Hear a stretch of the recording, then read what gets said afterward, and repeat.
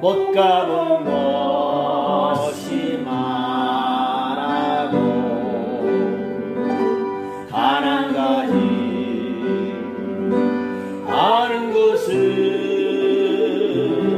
내 마음속에 살아계신 주 하나님, 죄로 물든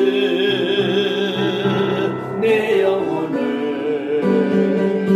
씻기시고 온전케 해 주시었네. 내게 베푼 주의 사랑 내 마음속에 진실하게 살아있네. 사람들은 의심하고 나를 홀로 버린대도 하나님은 버리지 않네. 내 맘속에 살아계신 주 하나님, 죄로 물든 내 영혼을 씻기시고 온전케 해 주시었네. 내게 베푼 주의 사랑 내 마음속에 진실하게 살아있네. 주 예수님 나의 모든 죄악을 씻어버리고 그날부터 그때부터 내 마음속에 살아계신 주 하나님, 죄로 물든 내 영혼을 씻기시고 온전케 해 주시었네. 내게 베푼 주의 사랑 내 마음속에 진실하게 살아있네.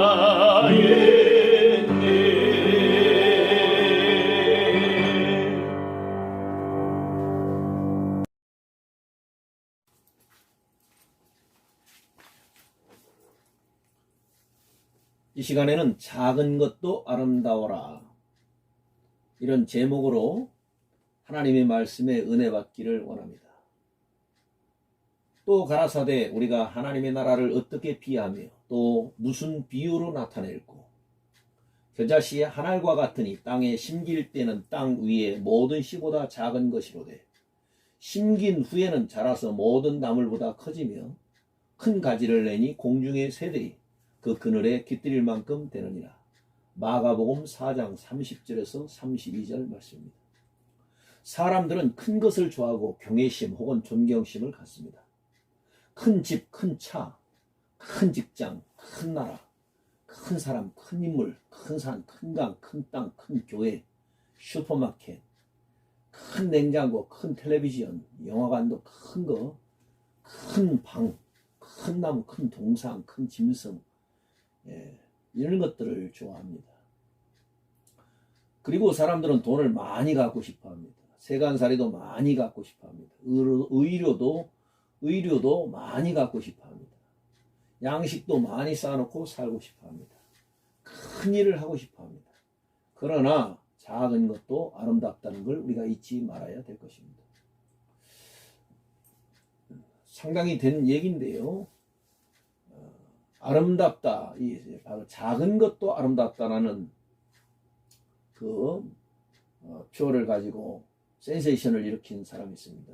지금은 고인이 됐습니다만 이어령 교수가 축소지향적인 일본이 일어난 책을 썼는데, 이 책이 일본에서 베스트셀러가 된 적이 있습니다. 그 책의 내용은 일본 사람들은 작은 것을 잘 만들어내는 민족이라 작은 것에 관심을 두고 성실하였을 때는 번영하였지만 큰 것에 욕심을 낼 때는 망했다는 것입니다.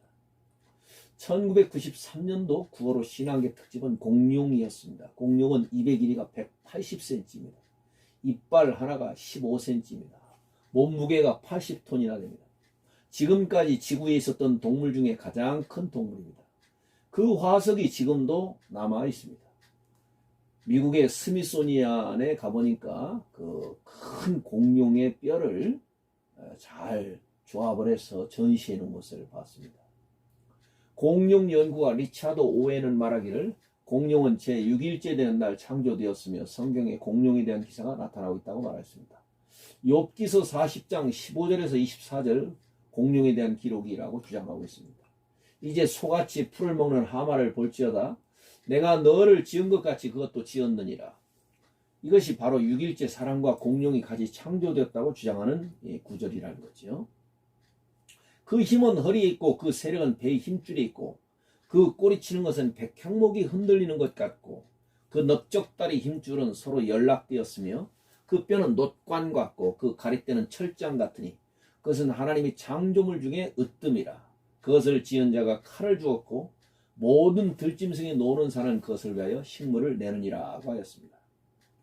그러나 이렇게 거대한 공룡은 단지 화석만 남기고 있을 뿐입니다. 주님께서는 천국을 비유하시는 중에 이렇게 말씀하셨습니다.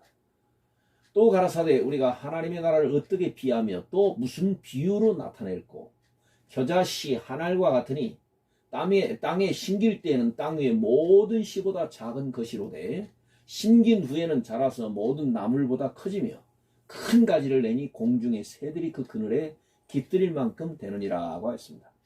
그렇습니다. 작은 것도 아름다운 것입니다.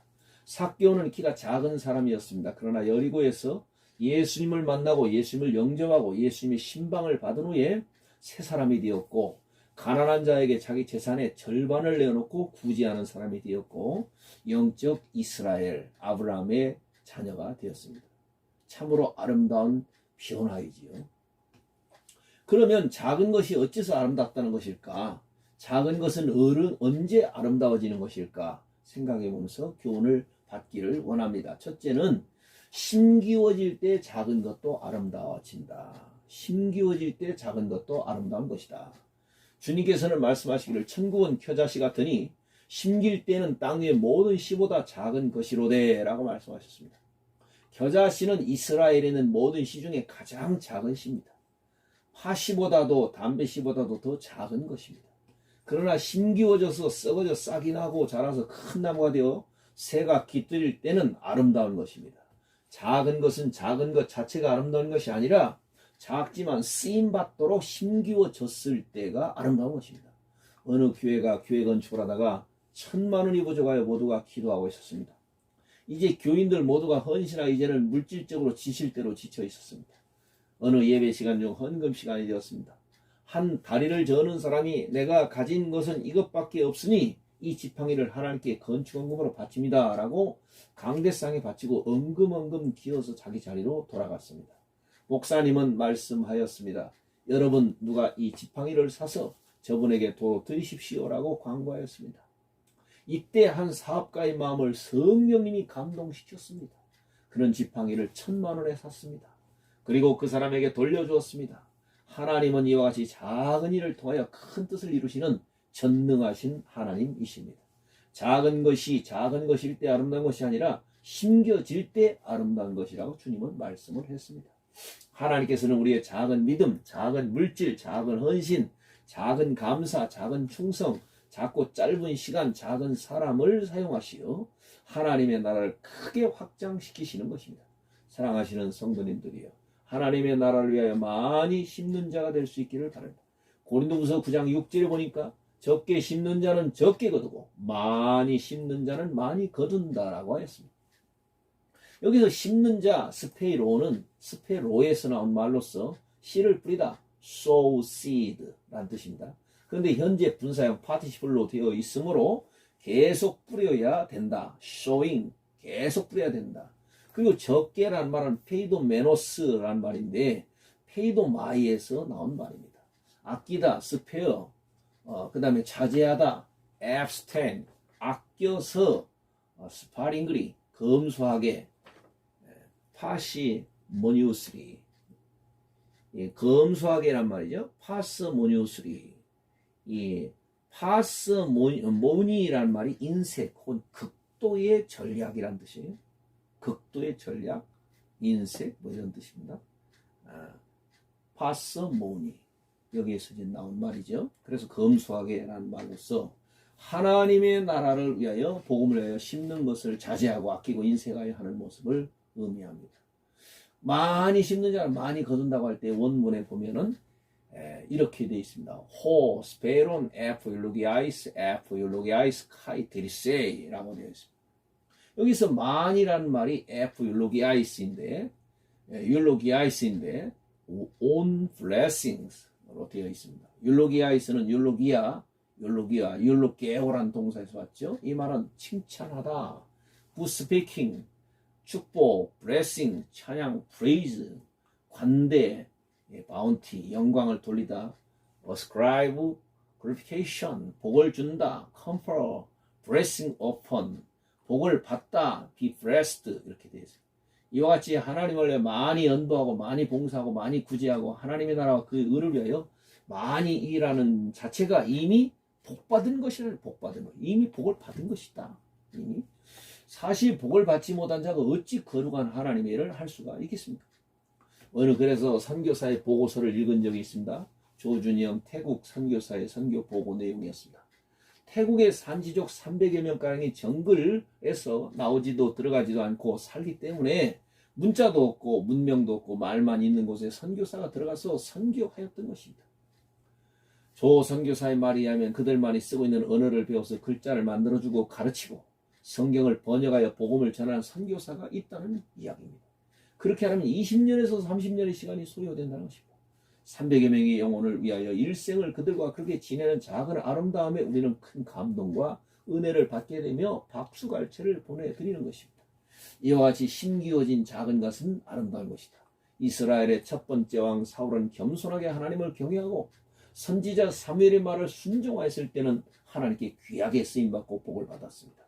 그러나 그가 교만해질 때 하나님부터 버림을 받고 마지막에는 귀신이 들리고 점쟁이를 찾아가고 길보아 전투에서 비참하게 패전하여 그의 아들 요나단도 전사하고 사울은 활복자살하고 사부자가 다 몰살당하는 이런 끔찍한 일이 벌어져 버렸습니다. 사무엘 선지자는 사울을 찾아가서 하나님이 사울을 떠난 이유를 다음과 같이 말하고 있습니다. 사무엘상 15장 17절에 보니까 왕이 스스로 작게 여기실 때 이스라엘 지파의 머리가 되지 아니하셨나이까? 라고 했습니다. 하나님께서는 자기를 크게 여기는 교만한 사람 사울을 버리고 자신을 작게 여기는 겸손한 사람 다윗을 들어 위대하게 사용하셨습니다. 다윗은 이새의 막내 아들이었습니다. 다윗의 나이 17살 때 블레셋 군대들이 이스라엘을 침략해 왔습니다. 특히 블레셋 장수 가드 사람 골리앗은 키가 2m 70cm 이상이 되는 거인, 근 3m가 되는 거인이었습니다. 골리앗은 이스라엘의 하나님 여호와 이름을 망령되이 일컬었습니다. 뿐만 아니라 이스라엘 왕과 백성들을 모욕 주었습니다. 경멸했습니다. 이스라엘 진영에서는 골리앗과 맞대결을 할 만한 장수가 전혀 없었습니다. 골리앗은 세계적인 장수였기 때문이죠. 이제 이스라엘의 운명은 풍전등화와 백척간도 같았습니다. 이때 이새의 심부름으로 형님들에게 먹을 것을 전달하기 위하여 전쟁터 나온 다윗은 전세가 불리하게 돌아감을 파악하였고 급기야 이스라엘의 하나님을 모욕하는 골리앗의 무례함에 의분이 일어났던 것입니다. 다윗은 이스라엘 왕 사울에게 가서 자신이 골리앗을 상대하겠다고 하였습니다. 사울은 다윗을 믿을 수가 없었습니다. 그러나 다윗은 자신이 양을 지킬 때 사자나 곰도 물리쳤다고 말하면서 골리앗을 때려 눕히겠다고 용기 있게 말하였습니다. 한편 맞은편에서 이스라엘 장수의 출전을 기다렸던 골리앗은 의외로 작은 소년이 나오는 것을 보고 비웃었습니다. 골리앗은 다윗을 향하여 말하기를 내게로 오라 내가 네 고기를 공중의 새들과 들짐승들에게 주리라고 말하였습니다. 이때 다윗은 유명한 신앙 고백을 하면서 세계적인 맞대결을 하는데 사무엘상 17장 45절에 보면 다윗이 블레셋 사람에게 이르되 너는 칼과 창과 단창으로 내게 오거니와 나는 만군의 여호와의 이름 곧 네가 모욕하는 이스라엘 군대의 하나님의 이름으로 네게 가노라 하고 하였습니다. 다윗은 시내가에서 작고 매끄러운 돌 5개를 집어들었습니다. 그리고 그 중에 하나를 물매에 달아 골리앗을 향하여 강속구로 던졌습니다. 스트레이트. 그 돌은 골리앗의 이마에 정통으로 맞아 골리앗은 그 자리에서 쓰러졌습니다. 다윗은 신속히 달려가서 골리앗의 칼을 빼서 골리앗의 목을 베었습니다. 작은 돌 하나에 한 민족의 승리와 다른 한 민족의 패배가 결정지어졌던 것입니다. 누구도 돌 하나가 그런 위대한 역사를 일으킬 줄은 아무도 몰랐던 것이지요. 이와 같이 작은 것이라도 잘 이용되면 크게 쓰임받게 될 수가 있는 것입니다. 복음서에도 보면 벳세다 뜰에서 500여로 장정 남자만 5,000명을 먹이신 기적이 소개되고 있습니다.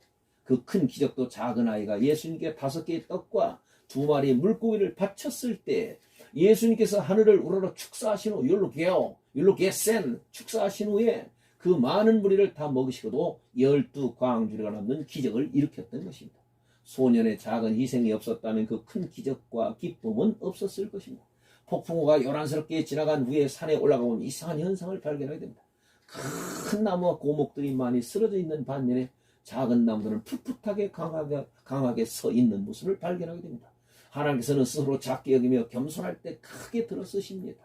작은 것도 하나님을 위하여 숨겨질 때 이와 같이 아름답게 쓰임받게 되는 줄로 믿습니다. 두 번째, 작은 것도 자랄 때 아름다운 것이다. 32절에 보니까 신기운에 자라서 모든 나물보다 커지매 큰 가지를 내니 공중의 새들이 그 그늘에 깃들 만큼 되느니라고 했습니다. 여기서 자라서란 말은 아나바이네이 comes up. 이 말은 동사 아나바이노에서 왔는 아나란 말과 바이노란 말의 합성어입니다.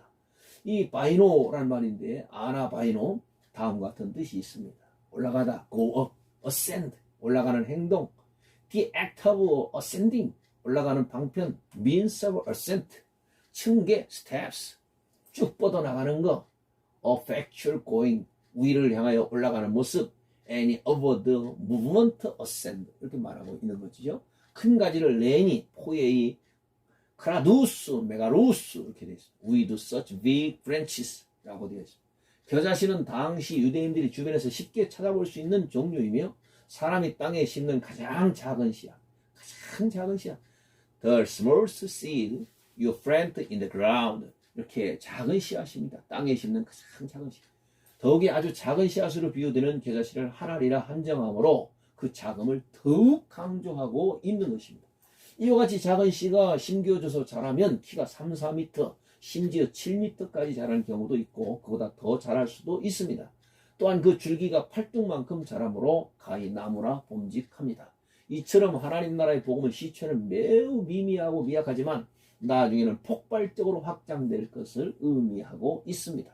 작은 것이 작은 것을 있을 때 아름다운 것이 아니라 자라날 때, growing, 이 자라날 때 아름다운 것이지요. 작은 것이 자랄 때 시작은 미약하나 끝은 창대함으로 아름다운 것입니다. 시초성은 작아도 결과는 성장된 모습이 될 때 아름다운 것입니다. 현재성은 미약해도 마지막 웃음이 아름다운 것이 보람입니다.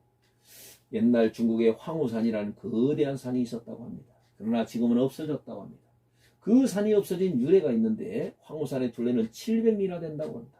한 할아버지가 그 산을 없애야만 교통이 원활하고 경제적 이익이 있을 것이라고 생각하였고 그 큰 산을 없애기로 결심을 하였습니다. 그 할아버지의 연세는 무려 90세였습니다. 그 노인은 아들과 손자와 협력하여 산을 깎기 시작했습니다. 손수레로 한번 해안까지 나는데 수개월이 걸렸습니다. 동네 사람들은 하도 어이가 없어서 노인장 도대체 어떻게 하시려는 겁니까? 물었습니다. 노인은 땀을 닦으며 그리고 웃으며 말했습니다. 산은 후손이 없지만 나는 후손이 있거든. 우리 가정의 대대 목표는 이 산을 없애는 거야 라고 말했습니다. 오늘날 그 산은 없어지고 말았습니다. 할아버지와 그 후손들은 그 큰 산을 모두 허물어 평지를 만들었던 것입니다. 뜻 있는 곳에 길이 있다는 말이 있습니다. 할아버지의 작은 결심이 큰 일을 완성시킨 것입니다. 작은 것은 자라날 때 이와 같이 아름다운 것입니다. 세계에서 가장 큰 인공공원은 디즈니랜드입니다. 디즈니랜드를 만든 월트 디즈니는 몹시 가난한 화가였습니다. 젊은 디즈니는 만화를 그려가지고 여기저기 다녔지만 편집자들은 언제나 냉담한 반응만 보였습니다. 당신은 재능이 없어 다녀 마시오 라는 부정적인 반응만 얻었습니다. 그러나 그는 꿈을 버리지 않았습니다. 차디찬 거절에도 불구하고 뜨거운 열정을 식히지 않았습니다.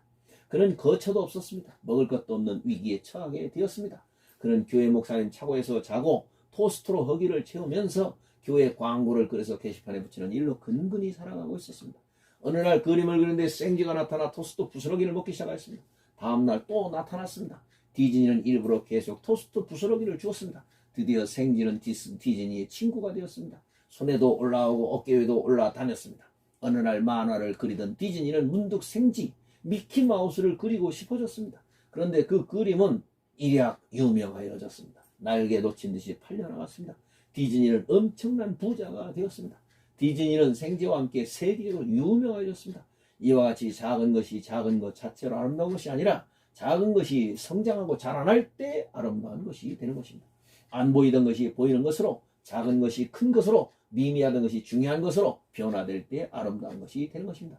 바울은 본래 이름은 사울이었습니다. 사울은 샤알이라는 히브리 말에서 나왔는데, 샤알은 다음과 같은 뜻이 있습니다. to ask, 묻다, 물어보다, 질문하다, inquire, 묻다, 문의하다, 조사하다, 찾다, 요구하다, require, 요구하다, 명하다, 규정하다, 필요로 하다, demand, 요구하다, 청구하다, 묻다, interest, 탄원하다, 간언하다, 간청하다, 부탁하다, 빌다, borrow, 빌다, 차용하다, to question, 질문하다, 이런 문제시하다, 탐구하다, 연구하다 이런 뜻이 있어요.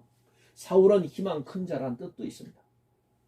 바울, 이 폴로스라고 하는데 이 파울로스라는 말은 작은 자, 리틀이라는 뜻이 있습니다. 히브리어 폴로스는 나팔에서 나왔습니다. 나팔이란 말은 to fall, 떨어지다, 뒹굴다, 엎드리다. 그 다음에 to fall down, 땅에 엎드리다, 넘어지다, 병으로 쓰러지다. to be frustrate, 넘어뜨리다, 뒤엎다, 엎드리다, 항복시키다, 굴복시키다. to drop, 듣게 하다, 똑똑 떨어뜨리다. to be born, 낳다, 태어나다. to fall out, 틀어지다, 불화하다, 다투다, 일어나다, 생기다. to happen, 발생하다, 생기다. to turn out, 잠그다. to fall away, 멀어지다. to sink, 가라앉다. sink, 가라앉다, 침몰하다, 풀썩 주저앉다. to be overthrown, 뒤집어 엎다, 타도하다, 무너뜨리다.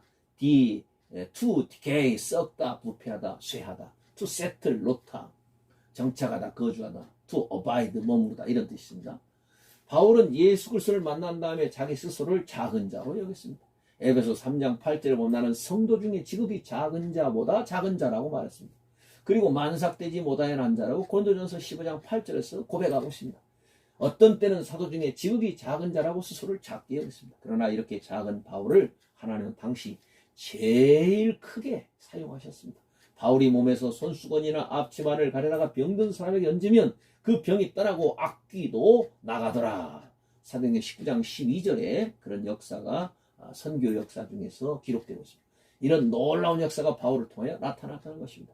하나님께서는 자신을 작은 자로 여겼던 겸손한 바울을 통하여 세계 선교의 틀을 마련하고 구라파를 복음으로 정복하는 역사를 이루게 하셨던 것입니다. 세 번째, 작은 것도 유익될 때 아름다운 것입니다. 32절에 심기운에 자라서 모든 나물보다 커지며 큰 가지를 내니 공중의 새들이 그 그늘에 깃들일 만큼 되느니라고 했습니다.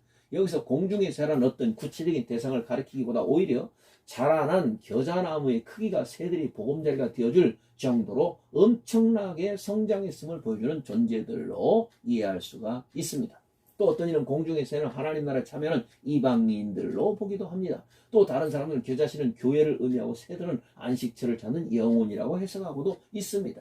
겨자씨가 겨자씨일 때는 새들이 먹이도 되지 않습니다. 어쩌면 새들 눈에조차 보이지 않게 될 것이기 때문입니다. 그러나 심겨져서 나무가 되어 새들이 둥지를 만들어 쉬는 안식처가 될 때에 겨자씨는 아름답다는 의미죠. 여기서 깃들인다, 카타스케눈 이란 말은 단순히 비나 바람을 피해 잠깐 쉬어간다는 의미이기보다는 거주지로 정하고 장막을 세우듯이 보금자리를 마련한다는 의미가 있습니다. 실로 하나님의 나라는 세계 도처에 있는 수많은 영혼들이 평안히 그리고 영원히 깃들일 수 있는 보금자리가 되는 것입니다. 교회, 에클레시아, 처치, 이 교회 칼이라고 하는데요. 이 교회는 성장해야 되는 것입니다. 겨자씨만한 교회들이 수많은 영혼들이 와서 안식을 얻는 것이 되도록 양적으로도 자라야 합니다.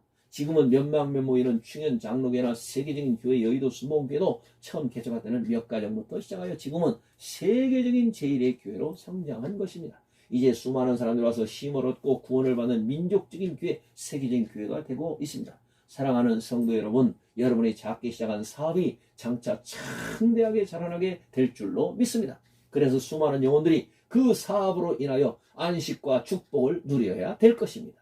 사랑하는 성도 여러분, 여러분의 꿈도 겨자씨처럼 성장되어야 될 줄로 믿습니다. 여러분의 삶이 어렵고 고통스러워도 그 꿈을 포기하지 말고 계속적인 기도와 노력을 해야 될 것입니다. Never give up. 절대 포기하지 마라.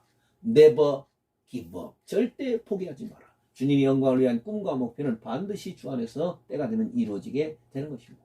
이스라엘의 3년 6개월의 가뭄으로 고통을 당하고 있었습니다. 그때 엘리야는 갈멜산에 올라가 기도했습니다. 성령님의 엘리야의 귀에 비의 소리를 들려주었습니다. 사환에게 구름이 떠오르는가 보라고 말하였습니다. 그러나 구름은 한 조각도 떠오르지 않았습니다. 그러나 낙심하지 않고 7번째 올라갔을 때 손바닥만한 작은 구름이 떠올랐습니다. 정말 3년 6개월 만에 보는 아름다운 작은 구름이었습니다. 그런데 그 작은 구름은 삽시간에 큰 구름이 되어 이스라엘 전역을 뒤엎었습니다. 이제 그 큰 구름이 되어 이스라엘 전역에 장대 같은 단비를 시원하게 뿌려주었습니다. 작은 것이 자라나 유익이 될 때 아름다운 것입니다. 겨자씨가 심겨져 자라나 새들이 깃들일 때 그 때가 아름다운 것입니다. 스코틀랜드의 한 성실한 목사님 페스터 리버런드, 이 목사님이 꾸준히 목회를 하는데 어느 해에는 한 명을 구원했을 뿐이었습니다. 한 집사가 오더니 목사님 금년도 목사님 목회는 실패하셨습니다. 겨우 한 명을 구원하셨습니다. 그것도 작은 소년 한 명이었습니다라고 모욕적인 말을 했습니다. 그때 목사님도 그 집사님의 말에 그렇다고 긍정하며 실망 속에 지냈습니다. 그리고 자기의 무릎을 붙들고 몸부림을 치며 기도합니다. 그러나 후에 그 소년은 아프리카를 봉화시키는 유명한 선교사가 되었으니 그가 바로 로버트 모페 선교사였던 것입니다. 열왕기에 보면 아람 나라의 군대 장관이었던 나아만이 어느 날 문둥병에 걸렸습니다. 백방으로 노력했으나 문둥병을 고칠 수가 없었습니다. 그는 이제 죽을 날만 기다리고 있었습니다. 그런데 나아만에게는 지난번 전쟁에 나갔다가 포로 잡은 작은 계집아이 하나를 식모로 두고 있었는데 이 작은 계집아이 하나가 말하기를 우리 주인이 사마리아에 계신 선지자 앞에 계셨으면 좋겠나이다. 제가 그 문둥병을 고치리다라고 기쁜 소식을 전했습니다. 그래서 나아만 장군은 엘리사를 찾게 되었고 고침받게 되었습니다. 나아만 장군은 작은 계집아이가 전한 복음, 유앙겔리온, 베소라, 이 기쁜 소식, 굿뉴스, 뷰티풀 뉴스, 조이풀 뉴스, 이 아름다운 소식, 이 복음을 듣고 엘리사를 만나고 처음에는 엘리사의 행동에 불쾌했지만 그 말씀에 순종한 이 오비디언스, 서미션, 순종한 결과 나은疾병, 레프러시, 문둥병이 깨끗하게 치료되는 역사가 일어난 것입니다. 이와 같이 작게 여기는 것도 유익되게 쓰임받게 될 때 귀하고 아름다운 것이 되는 것입니다. 베들레헴은 예수님께서 탄생하신 장소로 유명합니다. 베들레헴이란 말은 베이트란 말은 하우스, 레햄이란 말은 브레드, 떡집. 그래서 떡집이란 뜻입니다. 예수님이 산떡이신 예수님이 그곳에서 탄생하셨죠. 다윗의 고향이기도 하죠. 다윗은 예수님이 오실 것을 예표적으로 보여주는 사람입니다. 그러나 예수님께서 탄생하시기 전에는 정말 작은 촌이었습니다. 작은 마을이었습니다. 보잘것없는 동네였습니다. 예루살렘에서 남쪽으로 한 20리, 8km 정도 떨어진 석회석이 많은 고원지대로 누구 하나 거들떠보지도 않는 그런 작은 마을이었습니다. 그러나 이 마을을 향하여 예언이 계속되었습니다. 베들레헴 에브라다야, 너는 유다 족속 중에 작을지라도 이스라엘을 다스릴 자가 내게서 내게로 나올 것이다. 미가서 5장 2절에 예수님 오시기 500년 전에 예언이 되어 있습니다. 지금부터 2000년 전 베들레헴에서 예수님이 탄생하시러 베들레헴은 세계적인 명소가 되었습니다. 지극히 작은 동네에서 인류를 구원하실 세비어 구세주가 탄생하셨습니다. 그러므로 가장 유익을 주는 마을이 되었습니다. 이 얼마나 아름다운 마을인가.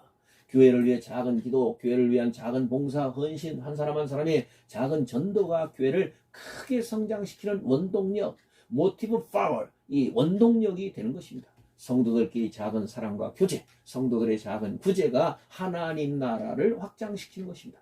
웨슬레는 말하기를 우리가 다른 사람을 돕는 동안에 하나님은 우리를 도우신다라고 말을 했습니다. 네 번째, 작게 시작한 천국 복음은 양적 질적으로 성장되고 확장된다는 사실입니다. 작은 겨자씨가 큰 나무로 자라듯이 복음의 역사는 한 사람, 한 가정, 한 나라와 민족에 들어간 후 온 세계를 복음화시키는 위대한 능력이 있습니다. 마태복음 28장 19절 20절에 보면 예수께서 나와 일러 가시되 하늘과 땅의 모든 권세를 내게 주셨으니 그러므로 너희는 가서 모든 족속으로 제자를 삼아 아버지와 아들과 성령 이름으로 세례를 주고 내가 너에게 분부한 모든 것을 가르쳐 지키게 하라. 볼지어다 내가 세상 끝날까지 너희와 항상 함께 있으리라 하시니라. 예수님의 마지막 부탁이면서 명령이죠. The Great Commission, 지상명령. 너희는 가라, going, 가르쳐라. 디다스 콘테스, 티칭, 계속 가르쳐라. 세례를 줘라. 바프티손테스, 베프타이징. 그 다음에 제자를 삼으라. 포리오덴테스, 마데투사테, making congregation, making disciple. 가라, 가르쳐라, 세례를 주라. 이것이 제자를 삼아라. 메이킹 커뮤니케이션. 제자를 삼기 위해서 가고 가르치고 세례를 주고, 이것이 지금 임페라토 명령형으로 되어 있습니다. 사도행전 1장 8절에 보면 오직 성령이 너희에게 임하시면 너희가 권능을 받고 예루살렘과 온 유대와 사마리아 땅 끝까지 이르는 내 증인이 되리라 하셨습니다. 사도행전에 보면 예수님 한 분으로 시작한 이 복음이 12명의 제자, 70명의 제자, 120명의 성도, 그 다음에 500의 형제, 3,000명, 5,000명, 수만 명, 양적, 질적 성장이 있었던 것을 우리가 볼 수가 있습니다. 세계 역사에 나타난 복음의 경로를 보면 제루살렘, 사마리아, 에디오피아, 아프리카, 수리아, 안디옥, 비시디아, 안디옥, 에베소, 그 다음에 로마, 스페인, 그리고 이 구라파의 영국, 독일, 프랑스, 네덜란드, 이런 구라파, 동구라파, 서구라파, 북구라파를 복음화시키고, 이 복음은 다시 청교도들, 퓨르탄 청교도들을 통해서 아메리카, 미국으로 가죠. 마사추세츠주, 바로 미국에로 가고, 미국에서 이제는 전 세계에 복음을 전파되게 되어서 이 복음을 아프리카와 극동권과 또 세계 도처의 복음을 전해서 우리 이제 중국, 인도, 일본, 필리핀, 한국의 복음을 전파되어서 지금은 이 복음이 한국에서 전 세계로 퍼져나가는, 지금 20세기 말과 21세기 초에 지금 한국은 전 세계를 복음하는 일에 미국과 쌍두마차가 되어 있습니다. 이 복음은 첫째, 처음에는 복음이 예루살렘의 동일 문화권, 이 동일 문화권이라고 그러죠. 이것을 바로 호모지니어스란 말이 동질, 동종, 동일, 순일 뭐 이런 뜻이에요. 그래서 동일 문화권, 이 동일 문화권에 머물렀어. 호모지니어스 컬처. 복음은 문화를 뛰어넘습니다. 인터컬처, 문화를 뛰어넘어요. 헬라 문화권을 뛰어넘습니다. 헬라 문화권이 됐든 아프리카 문화권이 됐든 아시아 문화가 됐든 유럽 문화가 됐든 복음이 들어가는 곳에는 변화와 구원과 성령의 역사로 부흥의 역사가 일어납니다. 스데반과 빌레온 전심전력을 나가여 복음을 전파했습니다.